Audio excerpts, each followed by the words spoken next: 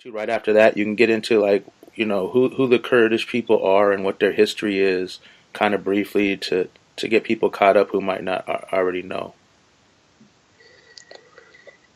The Kurds are an ancient people descended from Medes, M-E-D-E-S, Medes.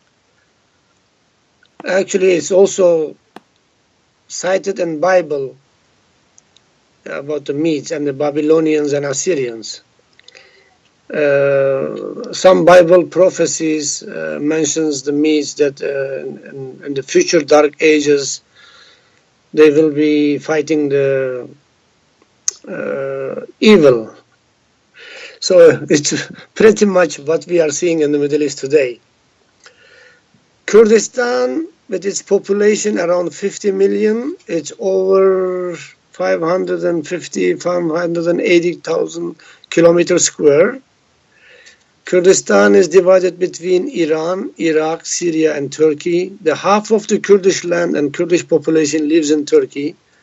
The next is the Iranian Kurdistan, around 12 million people.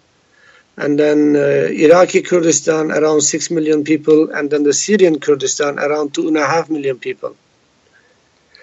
Kurdistan was divided first at the 15th century between Ottoman Empire and the Persian Empire.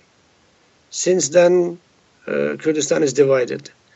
After the World War I, with creation of Iraq and Syria out of the Ottoman lands, when the French and British occupied Middle East, Kurdistan divided to 4.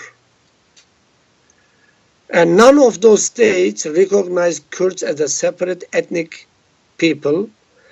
They did not grant Kurdish ethnic, linguistic, cultural rights, so Kurds can practice their own culture and language and traditions. Especially Turkey denied Kurds. There is no such a people. They are mountain Turks and illegalized speaking Kurdish language. From 1923, when the Turkey established, till 1984, when the Kurdish political party with the name of PKK, Kurdistan Workers' Party, started fighting against Turkish army, Turkish government, Turkish racist oppression and its policies. But the Kurdish issue became known because of the Saddam Hussein regime used chemical weapons in Iraqi Kurdistan. His regime used 29 times, but only Halabja made international headlines. 5,000 people killed, over 10,000 injured by the chemical weapons. It was during the Iran-Iraq war. CNN covered it very lively, daily during those days. And since then, the Western public knows about Kurds. And whenever they say Kurds, actually everybody thinks about Iraqi Kurds.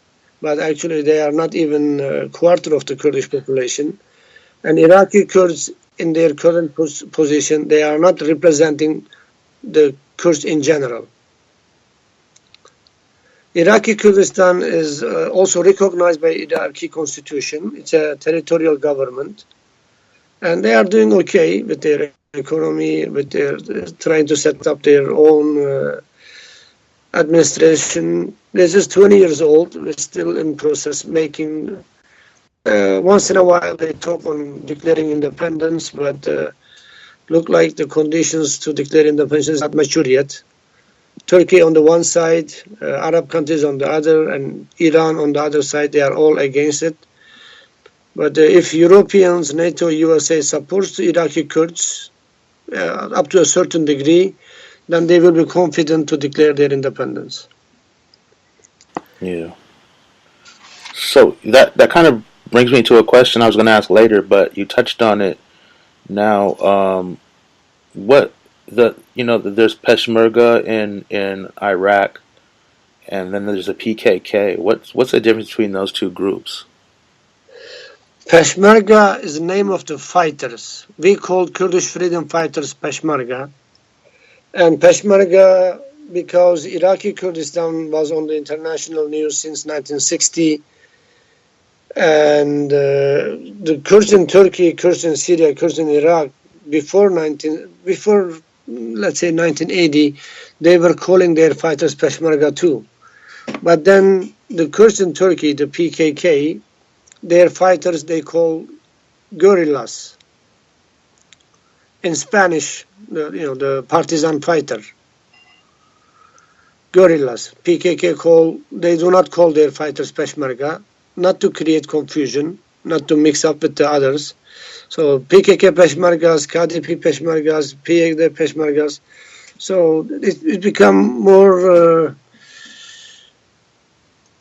more difficult for the Westerners to understand, I believe. So it's okay to call PKK fighters, PKK guerrillas, and Iraqi Kurdish fighters Peshmergas. In Iraq, they don't support the PKK, but they do support the Peshmergas. Am I correct on that, or am I wrong? I mean, Iraqi Kurdistan, they know Peshmerga as their fighters. Many of the people, once in a while, they join the Iraqi Kurdish political parties and they become their fighters. So almost everybody served as a Peshmerga in Iraqi Kurdistan. It's very common. And they support their Peshmergas because this is their freedom fighters. That's very natural. It's very normal. Iraqi Kurdish public, they support PKK too. But the Iraqi Kurdish political parties and KRG government, Kurdistan regional government, they are the one keeping distance with PKK because they are afraid of Iran and afraid of Turkish government. So they are keeping distance.